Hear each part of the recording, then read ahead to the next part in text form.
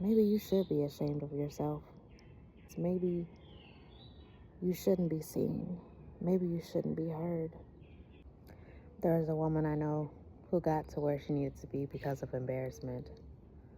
Not the embarrassment of being caught doing something, silly or ignorant, but the embarrassment of putting herself out there. The embarrassment of not caring what others thought of her and her pursuing of her courage, of her confidence, of her dreams, of her intentions. She embarrassed herself by letting the world see who she was, by telling her story, by being transparent. She embarrassed herself by sharing pieces of her that she felt would not be accepting. She embarrassed herself by becoming naked, because when she began to express herself loudly and lively as the person that she was born in this world to be, all things started turning in her favor. All things started attracting to her. All things were as if they were already there, planted in the palm of her hands.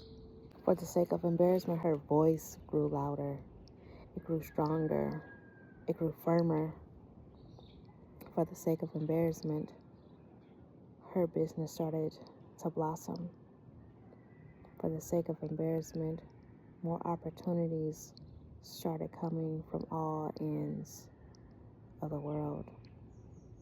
For the sake of embarrassment, it pushed her into becoming who she was afraid to see herself as: successful, wealthy even, more beautiful, and mature in her decision makings. And only she felt it was embarrassing because it was just a rotten seed planted in her mind. It was a message from the world saying that maybe you should be ashamed of yourself, ashamed of your expression. Maybe you should fear your talents, your gifts, and your skills. Maybe you shouldn't be seen. Maybe you shouldn't be heard. But she grew tired. She grew tired of wanting more